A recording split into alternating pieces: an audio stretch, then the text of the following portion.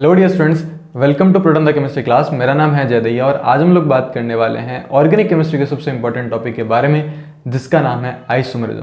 देखो, आइसोमेरिज्म बहुत ही interesting topic होता है, लेकिन इस टॉपिक से रिलेटेड जो क्वेश्चंस आते हैं इसके अंदर बहुत से स्टूडेंट्स के आंसर कई बार गलत होते दिखते हैं। वो सोचते हैं कि आंसर तो ये होना चाहिए, बट वो आंसर गलत टिक हो जाता है।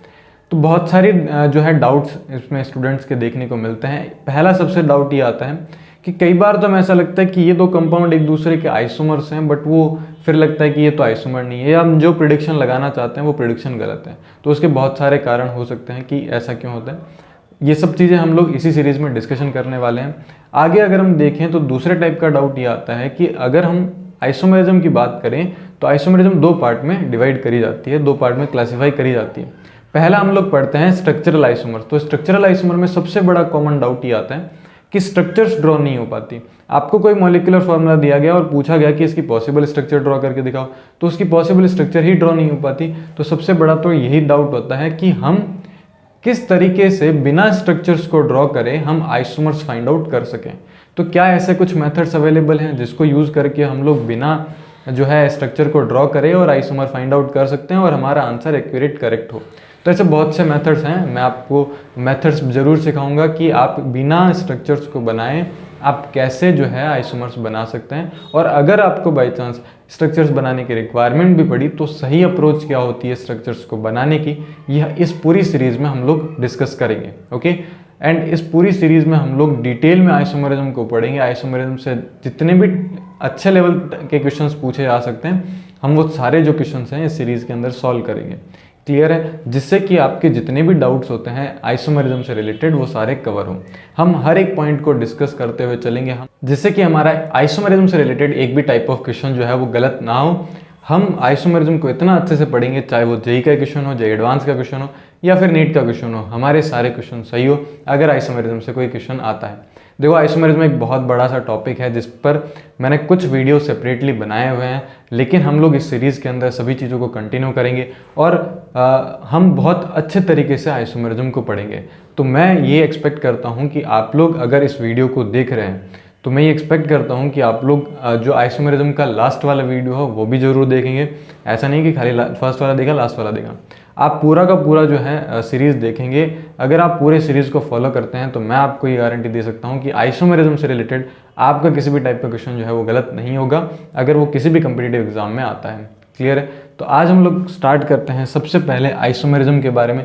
देखो, आइसोमेरिज्म हम बेसिक से चलेंगे, है ना। जैसे जैसे हमारा कॉन्सेप्ट बिल्ड होता जाएगा हम लेवल ऑफ क्वेश्चन जो है बढ़ाते जाएंगे। क्लियर है? बिल्कुल सही बात है कि ये सीरीज़ बहुत लंबी चलेगी। इस तरीके से अगर हम स्टडी करेंगे तो बहुत सारे स्टूडेंट्स का ये नीड होता है कि उन्हें एक ही वीडियो के अंदर सारा कवरअप मिल जाए 7 से 8 घंटे के अंदर, बट वो मेरे अकॉर्डिंग पॉसिबल नहीं है। मैं आपको इस तरीके से नहीं करा सकता। क्लियर? अगर आपको कॉन्सेप्ट सीखना है आइसोमेरिज्म से रिलेटेड तो आपको ये बहुत अच्छे से कंफर्म होना चाहिए कि आप किस लेवल तक का पढ़ रहे हैं। ठीक है? क्योंकि अगर आपका टारगेट जेईई एडवांस है, अगर आपका टारगेट जेईई मेंस है, तो कंफर्म है कि आप वन शॉट पर तो नहीं जाएंगे, है ना। और जाना भी नहीं चाहिए मेरे हिसाब से, क्योंकि वन शॉट आपको तभी यूज़फुल होते हैं जब आपका कॉन्सेप्ट क्लियर होता है, वो रिविजन पर्पस के लिए होता है, ना कि आपने फर्स्ट टाइम देखा है आइसोमेरिज्म को और आप उसको 8 घंटे में कंप्लीट करना चाहते हैं, या जो भी आप पूरा दिन लग करके भी बैठते हैं, तो फिर भी वो पॉसिबल नहीं है और वो उसमें से आप 1% भी नहीं सीख पाएंगे। तो हमारा मोटिव ये रहेगा कि हम लोग बेसिक से लेकर के पूरा का पूरा एडवांस तक का जो आइसोमेरिज्म है वो कवर अप करेंगे। क्लियर है? तो सबसे पहले हम लोग डिस्कशन करने वाले हैं आइसोमेरिज्म के बारे में। तो बहुत ही ध्यान से सुनना कि आइसोमेरिज्म होती क्या है। अगर हम एकदम नॉर्मल लाइन अगर हम देखें आइसोमेरिज्म को एक्सप्लेन करने की, तो वो ये हो सकती है कि दो ऐसे मॉलिक्यूल्स जिनका मॉलिक्यूलर फार्मूला क्या हो, सेम हो। दो ऐसे मॉलिक्यूल जिनका मॉलिक्यूलर फार्मूला सेम हो, लेकिन उनमें कोई ना कोई प्रॉपर्टी, या फिर वो केमिकल प्रॉपर्टी हो सकती है या फिर वो फिजिकल प्रॉपर्टी हो सकती है कि दोनों प्रॉपर्टी उनमें डिफर कर रही हो। तो ऐसे कंपाउंड्स को हम लोग क्या बोलेंगे? ऐसे कंपाउंड को हम लोग बोलेंगे आइसोमर्स। जैसे फॉर एग्जांपल मेरे पास में 2 मार्कर्स हैं, आप इस मार्कर से बहुत अच्छे से समझ सकते हैं। देखो, ये दोनों मार्कर हैं, ये दोनों मार्कर वाइट कलर के प्लास्टिक से बने हुए, है ना। अब अगर हम बात करें, ये दोनों मार्कर्स हैं, है ना, एकदम स्ट्रक्चर सेम है इन दोनों की, इसमें कोई डिफरेंस नहीं है।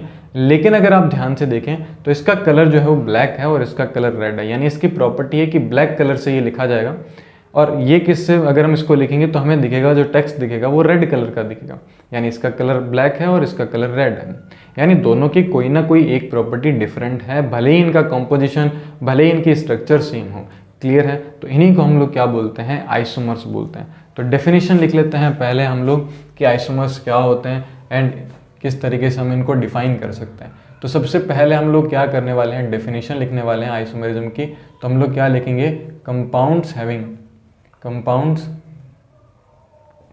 having same molecular formula, compounds having same molecular formula, but at least one physical or chemical property is different,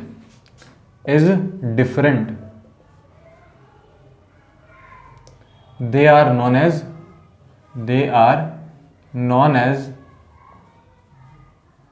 isomers। इनको हम लोग क्या बोलेंगे, आइसोमर्स बोलेंगे। And the phenomena is known as isomerism. Clear है सभी को? तो बहुत सिंपल सा क्लियर डेफिनेशन है इसका, मॉलिक्यूलर फॉर्मूला सेम हो, कंपाउंड्स के अंदर किसी ना किसी तरीके से कोई ना कोई एक फिजिकल या फिर केमिकल प्रॉपर्टी में डिफरेंट होगा, तो वो एक दूसरे के क्या होंगे, आइसोमर होंगे। क्लियर है ना? अब देखो मैं एग्जाम्पल लेके समझा रहा हूँ। वैसे एग्जाम्पल मैंने आपको बताया, एक एग्जाम्पल लेते हैं हम लोग केमिस्ट्री से रिलेटेड। ये एग्जाम्पल अगर हम लें तो आपके पास में देखो CH3 CH2OH, आप सभी का फेवरेट अल्कोहल हमने ले लिया है, इथेनॉल इसका नाम होता है। दूसरा हम यहाँ पे यूज़ करने वाले हैं CH3OCH3। क्या यूज़ करने वाले हैं, CH3OCH3। कोई इसका नाम बता सकते हैं? इसका नाम होता है डाईइथाइल ईथर। क्या होता है इसका नाम, sorry dimethyl ether, not ethyl, dimethyl ether. ठीक है, इसका नाम क्या होगा, डाईमिथाइल ईथर। और इसका नाम क्या होगा, आप सभी को पता है, ये होता है इथेनॉल। क्लियर है क्या? तो देखो ये आपके पास में दो स्ट्रक्चर्स होगी। अब इन दोनों स्ट्रक्चर को अगर हम थोड़ा सा ध्यान से ऑब्जर्व करें तो आपको देखने को मिलेगा, इसमें नंबर ऑफ कार्बन कितने हैं, इसमें नंबर ऑफ कार्बन है आपके पास 2, इसमें नंबर ऑफ कार्बन कितने हैं, इसमें भी 2 है। बहुत बढ़िया। अगर आप इसमें ध्यान से देखें तो नंबर ऑफ हाइड्रोजन आपको मिलेंगे 6, दिखेगा? देखो 3 और 3 6 है ना। और इसमें नंबर ऑफ ऑक्सीजन देखेंगे तो 1 मिलेगा। ध्यान से देखें आप लोग, इसमें 2 carbon 6 hydrogen 1 oxygen, 2 carbon 6 hydrogen 1 oxygen. क्या इन दोनों का मॉलिक्यूलर फार्मूला सेम है? ये मॉलिक्यूलर फार्मूला इसका भी है, ये मॉलिक्यूलर इस फार्मूला इसका भी है। क्या ध्यान से देखो, क्या सेम मॉलिक्यूलर फार्मूला आ चुका है? क्या सेम मॉलिक्यूलर फार्मूला आ चुका है? यहाँ पे अगर हम बात करें, सेम मॉलिक्यूलर फार्मूला आ चुका है। अगर आप ध्यान से देखो, ये तो इथेनॉल है, तो इसका मतलब ये हाँ अल्कोहल है ना। और ये क्या है बताओ, ये ईथर है, नाम से पता चल रहा है इसका नाम क्या है, ईथर। बताओ क्या दोनों अलग अलग फंक्शनल ग्रुप हैं? बिल्कुल, ये दोनों अलग अलग फंक्शनल ग्रुप हैं। तो आप ये सिंपल सा कह सकते हैं कि हो सकता है, अच्छा एक चीज़ आप लोग को पता है, बताओ अल्कोहल रूम टेम्परेचर पर किस पर रहता है, गैस में रहता है कि लिक्विड में रहता है? अरे ये तो आपको पता ही होगा, ये तो लिक्विड में होता है। और ये किस में होता है बताओ, ये होता है गैस में। तो देखो पहली प्रॉपर्टी तो चेंज होगी, फिजिकल प्रॉपर्टी इन दोनों की डिफरेंट है। ये मिलेगा आपको लिक्विड, ये मिलेगा आपको गैस, यानी कि इनके अंदर मॉलिक्यूलर फार्मूला सेम है, फिजिकल प्रॉपर्टी डिफरेंट है। तो यानी एक दूसरे के क्या होंगे, ये दोनों एक दूसरे के आइसोमर्स होंगे। क्लियर है? ये दोनों एक दूसरे के क्या होंगे, आइसोमर्स होंगे। कौन से होंगे, किस तरीके से हम इनको डिफाइन करेंगे, वो बात अलग है। अभी हम जनरल टॉपिक की डिस्कशन कर रहे हैं, आइसोमेरिज्म, जिसके अंदर हम लोग डिस्कशन कर रहे हैं कि किस तरीके से हम इनको देख सकते हैं, ये होते क्या हैं। तो हमारे पास में 2 कंपाउंड्स थे, दोनों का मॉलिक्यूलर फार्मूला हमने चेक करा, दोनों का मॉलिक्यूलर फार्मूला सेम, लेकिन इनमें फिजिकल प्रॉपर्टी डिफरेंट है। अगर आप इनकी केमिकल प्रॉपर्टी को भी डिस्कस करेंगे तो केमिकल प्रॉपर्टी भी इन दोनों की अलग अलग होती है। ये अलग अलग तरीके से रिएक्शन शो करते हैं। आप लोग 12th क्लास में पढ़ेंगे, अल्कोहल का अलग रिएक्शन होता है, ईथर का अलग रिएक्शन होता है। तो दोनों की केमिकल रिएक्शंस भी अलग अलग होती है। ये सोडियम के साथ में रिएक्शन दे सकता है, ये सोडियम के साथ कोई रिएक्शन नहीं दे सकता। तो ये अलग अलग रिएक्शंस होती है। क्लियर है? इसका मतलब कि इनकी केमिकल प्रॉपर्टी भी डिफरेंट है, इनकी फिजिकल प्रॉपर्टी भी डिफरेंट है, और ये मॉलिक्यूलर फार्मूला सेम है इनका, तो ये एक दूसरे के आइसोमर्स होंगे। क्लियर है? तो ये सिंपल सा इंट्रोडक्शन है आइसोमर्स का। ठीक है, अब हम बात करने वाले हैं कि आइसोमर को किस तरीके से क्लासिफाई करा जाता है। आइसोमरिज्म का हम पूरा का पूरा एक चार्ट बना रहे हैं क्लासिफिकेशन का। फिर हम लोग आगे देखने वाले हैं फर्स्ट स्ट्रक्चरल आइसोमर्स को हम लोग डिस्कस करेंगे। क्लियर है? तो आप फटाफट से इसको कॉपी कर लें, फिर हम लोग आगे मूव करते हैं स्ट्रक्चरल आइसोमर। उससे पहले हम क्लासिफिकेशन देखते हैं। ओके, चलिए फटाफट नोट करें इसको। चले हम लोग अब देखो, अब हम लोग क्या करने वाले हैं, अब हम इसका क्लासिफिकेशन करने वाले हैं। हमें ये पता तो होना चाहिए कि हमारे सिलेबस में कितनी टाइप ऑफ आइसोमरिज्म जो है पढ़नी है, एंड हम किस किस तरीके से क्या क्या सीक्वेंस रहेगा, किस तरीके से हम इनको स्टडी करेंगे। तो बहुत ही ध्यान से देखेंगे आप लोग। आइसोमरिज्म का चार्ट आपके सामने जो है वो लिखा जा रहा है। अब अगर आप ध्यान से देखेंगे इसी के अंदर, तो आइसोमरिज्म की अगर हम बात करें तो सबसे पहले आता है स्ट्रक्चरल आइसोमर्स। दूसरा अपने पास में आता है स्टीरियो आइसोमर्स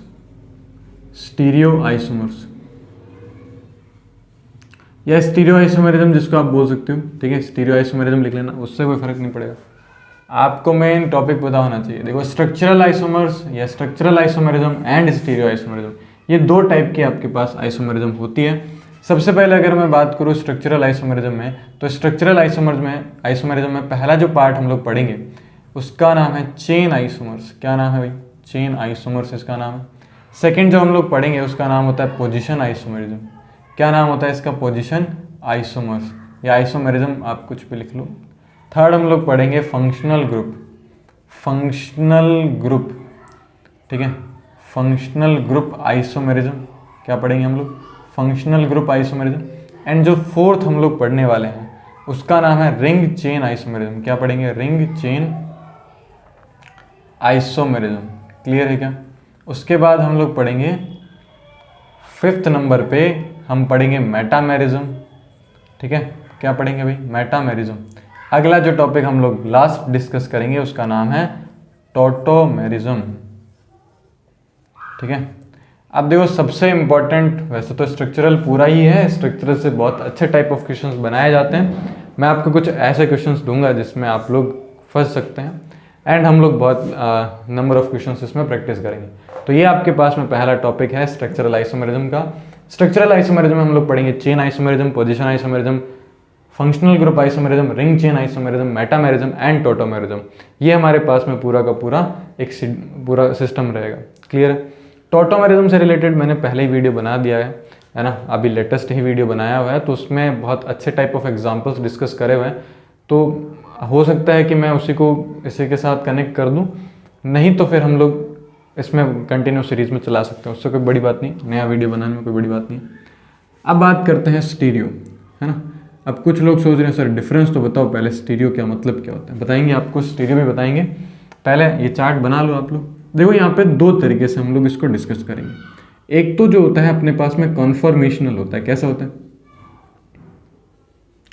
कॉन्फॉर्मेशनल या कन्फर्मेशनल बोल सकते हो, उससे कोई फर्क नहीं पड़ेगा। एक होता है कॉन्फ़िगरेशनल। क्या होता है? कन्फर्मेशनल एंड कॉन्फ़िगरेशनल होता है। अब देखो कन्फर्मेशनल एंड कॉन्फ़िगरेशन की अगर मैं बात करूं तो कॉन्फ़िगरेशनल जो होते हैं हमारे पास दो टाइप के होते हैं। एक होता है हमारे पास में ज्योमेट्रिकल। कैसा होता है भाई? ज्योमेट्रिकल। और दूसरा हमारे पास में होता है ऑप्टिकल। ठीक है, ज्योमेट्रिकल और ऑप्टिकल, ये दोनों मिलकर के क्या बनाते हैं? कॉन्फ़िगरेशनल बनाते हैं। कन्फर्मेशनल यानी कन्फर्मेशनल एनालिसिस या कन्फर्मेशनल आइसोमेरिज्म पर भी मैंने डिटेल में एक वीडियो बनाया हुआ है, आप जाकर के उसको चेक कर सकते हैं, और उसको भी मैं शायद इसी के साथ कनेक्ट कर दूं। बहुत ही लेटेस्ट वीडियो बनाया हुआ है, बहुत अच्छे टाइप ऑफ एग्जांपल्स करे हुए हैं।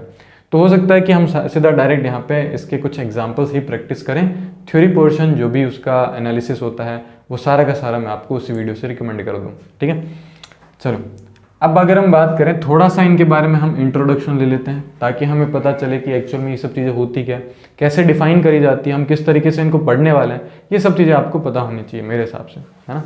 क्लियर है? पढ़ लेते हैं हम लोग। देखो स्ट्रक्चरल नाम से पता चल, देखो आइसोमेरिज्म जो है ना वो बहुत ही सिंपल सा टॉपिक होता है। बस लोग जो होता है इसको इसकी हाइप क्रिएट कर देते हैं कि आइसोमेरिज्म से बहुत ऐसा चैप्टर है जो हमें समझ में नहीं आता है, जिसके अंदर स्ट्रक्चर पता नहीं चलती। आप इनके नाम से सब चीज़ें जो है निकाल सकते हैं। कुछ टॉपिक्स ऐसे होते हैं जो थोड़े से आपको जो है अच्छे से समझ में आने चाहिए, बाकी सारा ये स्ट्रक्चरल तो बहुत रद्दी टॉपिक है, इसमें कोई आपको देखने की जरूरत नहीं पड़ती। स्ट्रक्चरल आइसोमेरिज्म सिंपल सा नाम से पता चल रहा है ऐसे कंपाउंड जिनका देखो आइसोमेरिज्म की पहली डेफिनेशन तो फिक्स है, मतलब पहली लाइन तो फिक्स ही है, ऐसे कंपाउंड जिनका मॉलिक्यूलर फार्मूला सेम हो, compound having same molecular formula, है ना। अब जो आप उसको डिफाइन कर रहे हो, अगर आप स्ट्रक्चरल को डिफाइन कर रहे हो तो आप स्ट्रक्चर को बोल दो सेम होनी चाहिए, सॉरी स्ट्रक्चर में डिफरेंस होना चाहिए। अगर आप चेन आइसोमेरिज्म डिफाइन कर रहे हो तो डिफरेंस किस में होना चाहिए, चेन में डिफरेंस होना चाहिए। अगर आप लोग पोजीशन आइसोमेरिज्म डिफाइन कर रहे हो तो किस में डिफरेंस होना चाहिए भाई, पोजीशन में डिफरेंस होना चाहिए। किसकी position, functional group, multiple bond, substitute group. Chain में डिफरेंस होना चाहिए तो इससे क्या मतलब होगा, चेन में डिफरेंस होना चाहिए, सिंपल सी बात है। जब हम आईयूपीएसी पढ़ते हैं तो हमारे पास में दो टाइप की चेन होती है, तो साइड चेन, एक होती है हमारे पास मेन चेन, मेन चेन को हम पेरेंट चेन भी बोलते हैं। तो number of carbon in parent chain अगर डिफरेंट होते हैं तो उसको हम लोग बोलेंगे चेन आइसोमेरिज्म, और अगर नंबर ऑफ कार्बन डिफरेंट होते हैं इन साइड चेन तो भी हम लोग क्या बोलेंगे, चेन आइसोमेरिज्म ही बोलेंगे। अगला आता है हमारे पास में पोजीशन आइसोमेरिज्म। तो पोजीशन में functional group, multiple bond and substitute group, इनकी अगर पोजीशन अलग अलग है तो आप इनको क्या बोलेंगे, पोजीशन आइसोमेरिज्म बोलेंगे या पोजीशन आइसोमर्स बोल देंगे, बहुत सिंपल। फंक्शनल ग्रुप आइसोमेरिज्म नाम से पता चल रहा है, बताओ मॉलिक्यूलर फार्मूला सेम होना चाहिए, compound having same molecular formula but different functional groups are present, यानी फंक्शनल ग्रुप डिफरेंट होने चाहिए। अभी जो एग्जांपल करा था अल्कोहल एंड ईथर का, एक में अल्कोहल था एक में ईथर है, बताओ कौन से आइसोमर्स, फंक्शनल ग्रुप आइसोमर्स, है ना बहुत। तो मैं आपको बता रहा हूँ ये वाला पूरा सेगमेंट टॉटोमेरिज्म को छोड़ दो, बहुत ही सिंपल टॉपिक है, बस आपको एक अच्छा अप्रोच जो है वो लगाना आना चाहिए इनके क्वेश्चन को सॉल्व करने में। आपको 30 सेकंड से, 30 सेकंड तो मैं ज़्यादा बोलूँ, चलो 30 सेकंड मान लेते हैं, 30 सेकंड से ज़्यादा नहीं लगेगा इसका एक भी क्वेश्चन सॉल्व करने में आपको, ठीक है। अगर आप सीधा आंसर मतलब देखना, अब एक्सप्लेनेशन मांगेगी कि एक्सप्लेन कैसे करेंगे इनको, तो उसमें थोड़ा टाइम जा सकता है, बट अगर आपको डायरेक्ट आंसर चाहिए तो मैं आपको डायरेक्ट आंसर 30 सेकंड में हर एक का निकालना सिखा सकता हूँ। मेटामेरिज्म की बात करें तो मेटामेरिज्म अब नाम से थोड़ा नहीं समझ में आएगा, यहाँ से चीज़ें थोड़ा कॉम्प्लिकेट होना स्टार्ट हो जाती है, तो लोगों को मेटामेरिज्म कैसे पता करें। अब मेटामेरिज्म में एक डाउट ये आता है कि मेटामेरिज्म और कई बार पोजिशन आइसोमेरिज्म इक्वल से दिखने लगते हैं। हमें लगता है कि यार ये तो पोजिशन होना चाहिए बट आंसर मेटामेरिज्म होता है, हमें लगता है कि ये मेटामर्स होना चाहिए बट आंसर पोजीशन होता है आप सभी के साथ। तो अगर आपने आइसोमेरिज्म पढ़ी है तो ऐसा डाउट मैक्सिमम स्टूडेंट्स के साथ में होता है, वो ये आइडेंटिफाई नहीं कर पाते कि कब मेटामेरिज्म को टिक करना है, कब पोजीशन को टिक करना है। तो ये हम लोग डिस्कस करेंगे। आज वाला जो लेक्चर रहेगा पूरा का पूरा इंट्रोडक्शन वाला रहेगा, मैं आपको किसी भी टाइप की आइसोमेरिज्म को यहाँ पे डिस्कस नहीं करवा रहा हूँ। देखो हमने वैसे तो सारे डिस्कस कर रहे हैं, लेकिन हम इंडिविजुअल हर एक आइसोमेरिज्म को पढ़ेंगे, अलग अलग इस पर वीडियोस हम डालेंगे, आप उसको देखना आराम से। अब टॉटोमेरिज्म की बात करें तो टॉटोमेरिज्म मैं यहाँ एक्सप्लेन नहीं कर सकता क्योंकि ये समझ में नहीं आएगा आपको एक लाइन से। ये कुछ ऐसे हैं जो एक लाइन से समझ में आ जाते हैं। टॉटोमेरिज्म एक अलग टाइप की आप बोल सकते हो, ये कनेक्ट भी करता है रिएक्शन मैकेनिज्म से थोड़ा बहुत, एकदम टोटली कनेक्ट नहीं करता बट कुछ पॉइंट्स की अगर हम बात करें तो ये कनेक्ट करेगा। तो मैं आपको टॉटोमेरिज्म जो है अच्छे से एक्सप्लेन करूंगा, तो आप इन दोनों को छोड़ दें तो बाकी तो देखो ये बहुत ही सिंपल टॉपिक है। टॉटोमेरिज्म की कोई बड़ा टॉपिक नहीं है, आप आराम से निकाल सकते हो। कहाँ कहाँ डाउट आते हैं लोगों को, एक तो इनॉल कंटेंट निकालने में सबसे बड़े डाउट आते हैं, है ना। किस परसेंटेज ऑफ इनॉल ज़्यादा होना चाहिए, कब ज़्यादा होगा, परसेंटेज ऑफ इनॉल कब कम होगा। टीचर्स क्या करते हैं, परसेंटेज लिख देते हैं, तो परसेंटेज कौन याद करेगा, परसेंटेज कभी याद नहीं होंगे आपसे, आपको याद भी नहीं करना है, आपको परसेंटेज प्रिडिक्ट करना आना चाहिए। अगर 4 ऑप्शन दिए गए तो आपको ये चेक करना आना चाहिए कि इसका परसेंटेज किसके नियर होगा। तो ये अगर आपको आता है तो आप आंसर डायरेक्ट ही करें, आपको याद नहीं करना है, ठीक है। और याद करने बैठोगे तो कौन कौन से एग्जाम्पल का परसेंटेज याद करोगे। कुछ एग्जाम्पल्स होते हैं, जैसे 1-2 एग्जाम्पल वो हम डिस्कस करेंगे। अब हम बात करते हैं कन्फर्मेशनल की। तो देखो कन्फर्मेशनल जो है वो बहुत सिंपल है, ऐसे कंपाउंड्स जिनमें सिंगल बॉन्ड प्रेजेंट होता है। अब सिंगल बॉन्ड के अलोंग अगर आप या अराउंड अगर आप रोटेशन करवाते हैं, सिंगल बॉन्ड के अराउंड अगर आप रोटेशन करवाते हैं तो कुछ उसका जो अरेंजमेंट है मॉलिक्यूल का वो चेंज हो जाता है। देखो स्ट्रक्चरल और स्टीरियो में डिफरेंस क्या होता है, सबसे पहले तो हम ये समझते हैं। स्ट्रक्चरल जो होता है इसके अंदर स्ट्रक्चर में डिफरेंस होता है। जैसे फॉर एग्जाम्पल मैंने लिखा एन ब्यूटेन और मैंने लिखा आइसोब्यूटेन। एन ब्यूटेन एक अलग स्ट्रक्चर है जिसमें एकदम स्ट्रेट 4 कार्बन लगे होते हैं। आइसोब्यूटेन एक अलग स्ट्रक्चर होती है जिसमें 3 कार्बन मेन चेन में होता है, 1 कार्बन बाहर की तरफ निकला होता है, उसको हम लोग बोलते हैं आइसोब्यूटेन। क्या ये दोनों एक दूसरे के स्ट्रक्चरल आइसोमर है? बिल्कुल स्ट्रक्चरल आइसोमर्स हैं, लेकिन इनमें डिफरेंस क्या हो रहा है, इसमें स्ट्रक्चर की डिफरेंस है। एक तो स्ट्रेट चेन है और एक ब्रांच चेन है, क्लियर, मतलब ब्रांच कंपाउंड है। लेकिन इनमें ध्यान रखना, इनमें स्ट्रक्चर में कोई डिफरेंस नहीं आता है। जो मॉलिक्यूल स्पेशली अरेंजमेंट इनका होता है, यानी स्पेस में जो अरेंजमेंट होता है इनका, अगर वो किसी वजह से डिफरेंट हो जाए तो उसको हम लोग क्या बोल देते हैं, स्टीरियो आइसोमर्स बोल सकते हैं या स्टीरियो आइसोमरिज्म बोलते हैं। यानी सिंपल सा मॉलिक्यूलर फार्मूला सेम होना चाहिए। इनके लिए हमने लिखा था कि स्ट्रक्चर अलग अलग होनी चाहिए, तो इनके लिए हम लोग बोलेंगे कि जो स्पेशल अरेंजमेंट ऑफ मॉलिक्यूल होता है वो डिफरेंट होना चाहिए। अगर वो डिफरेंट है तो उसको हम क्या बोलेंगे, उसको हम बोल देंगे स्टीरियो आइसोमर। एक एग्जाम्पल अगर हम देखो बहुत सारे बुक के अंदर एक एनिमल का एग्जाम्पल दिया होता है। कुछ लोग कुत्ते का एग्जाम्पल देते हैं, कुछ लोग हाथी का एग्जाम्पल देते हैं, सूंड उठा करके पूंछ की जगह लगाते हैं। ये हम नहीं करेंगे। मान लो ये आपके सामने एक कंपाउंड खड़ा है और ये इसके 2 मॉलिक्यूल लगे हुए हैं। अभी मॉलिक्यूल ऐसे लगे हुए हैं, दोनों सामने सामने, एक इधर लगा हुआ है एक इधर लगा हुआ है, ठीक है। ये एक अरेंजमेंट है, इस वाले स्ट्रक्चर में कोई चेंज नहीं आएगा। अगर मैं ऐसे कर दूं, दिख रहा होगा मेरे हिसाब से शायद हाथ, तो मैंने ऐसे कर दिया, मेरे जो दोनों हाथ हैं वो एक दूसरे के अपोजिट जा चुके हैं। बस इसी को बोलते हैं मॉलिक्यूल के स्पेशल अरेंजमेंट में डिफरेंस होना। अगर ये मॉलिक्यूल के स्पेशल अरेंजमेंट में डिफरेंस है तो ये आप क्लियर बोल सकते हो कि ये कोई ना कोई टाइप ऑफ स्टीरियो आइसोमर्स होंगे। अब कन्फर्मेशन की बात करें तो मैं आपको सिंगल बॉन्ड के अलोंग रोटेशन के बारे में बता रहा था।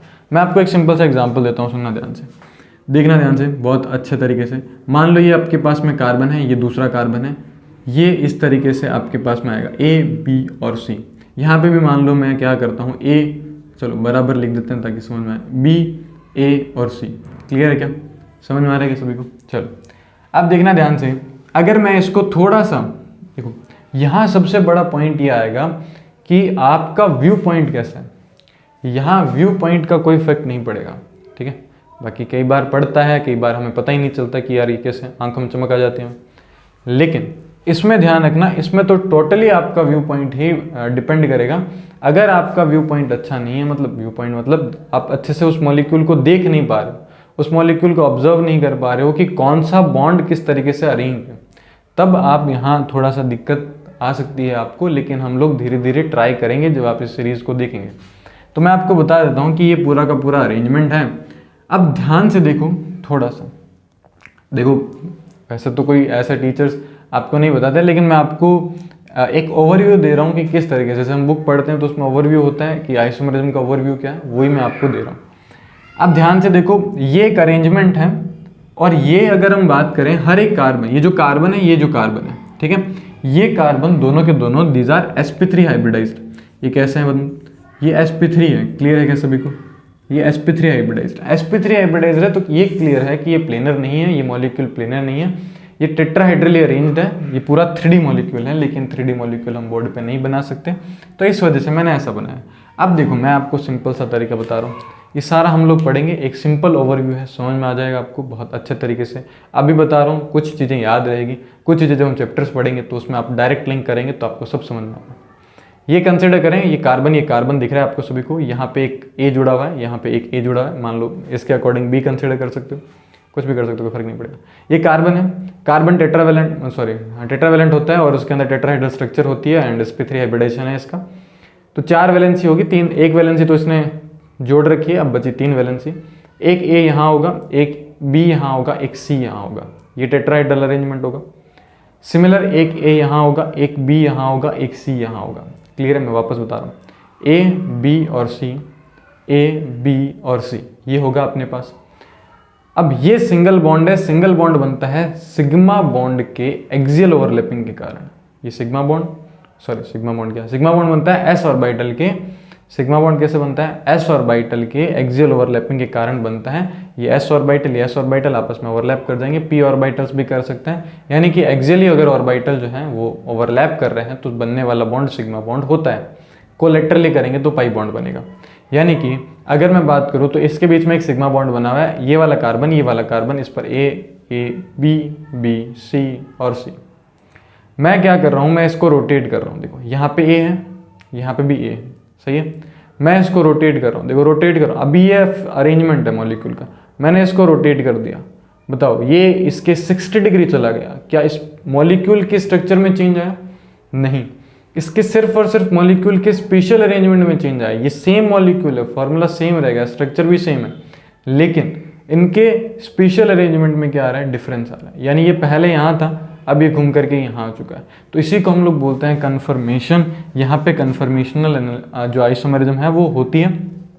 अगला अगर हम डिस्कस करें कॉन्फ़िगरेशनल, तो कॉन्फ़िगरेशन में हमारे पास में ज्योमेट्रिकल एंड ऑप्टिकल आते हैं। कॉन्फ़िगरेशन क्या होते हैं ये मैंने आपको अभी भी बताया था कि मान लो कि अगर दो आपके पास में मॉलिक्यूल, अब ध्यान से सुनना सभी लोग, यहाँ पे क्या होता है कि ऑप्टिकल जो ज्योमेट्रिकल जो है, ज्योमेट्रिकल होता है ऐसे कंपाउंड्स में जिसमें रोटेशन नहीं हो सकता। तो रोटेशन किस में नहीं हो सकता, तो जिसमें साइक्लिक रिंग बनी होती है उसमें रोटेशन नहीं हो सकता। जो आपके पास में पाई बॉन्ड सिस्टम होता है उसमें रोटेशन नहीं हो सकता। पाई बॉन्ड में क्यों नहीं हो सकता सर?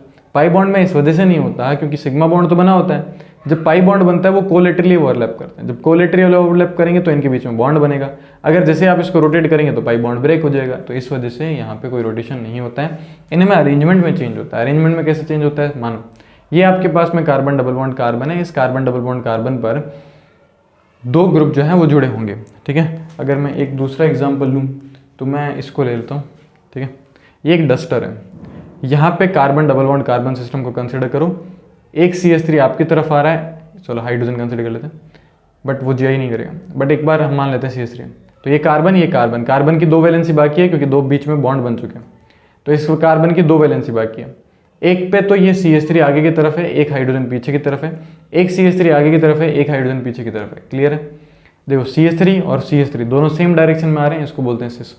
मैं इसको उठा करके यहाँ लेके आता हूँ और हाइड्रोजन को मैं यहाँ लगा देता हूँ, तो स्पेशल अरेंजमेंट चेंज होगा, यानी स्टीरियो हमारे पास में आइसोमेरिज्म होगी।